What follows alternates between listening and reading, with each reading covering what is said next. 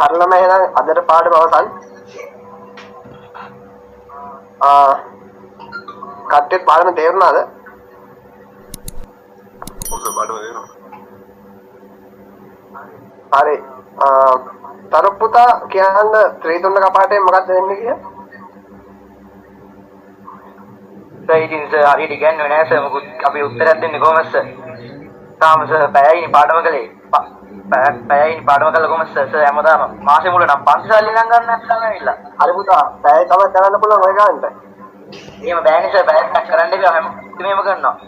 Sir මේ අපේ උපරිම ගන්නවා සර් මේ පුතා එහෙම කපාරන් දෙන්න කියා පන්ති සල්ලි ගන්නවා. කතා කරන්න ඕනේ කොහොම තමයි මේ ඔයගේ ගුරුවරුන්ට. කිසි වැඩක් නැහැ නේ සර්. හරියට උගන්වන්නේ නැහැ නේ. තේරුවන්නේ නැහැ නේ සර්. නෑ සර් මේ සර්ගේ පන්ති ළමයි අඩුව ඔකයි සර්. හේතුව ඕකනේ සර්. සර් හරියට උගන්වන්නේ නැහැ නේ සර්. නෑ සර්. ඔහොම කියන්නේ නෑ සර්. දන්න හැම ළමයින්ට මම කියනවා සර්ගේ පන්ති එන්න එපා කියලා. වැඩක් නැහැ සර්. ඉල්ල. කිසි තේරුමක් නැහැ නේ. අපි යනවා සර්. වැඩක් නැහැ මම පන්තියෙන්.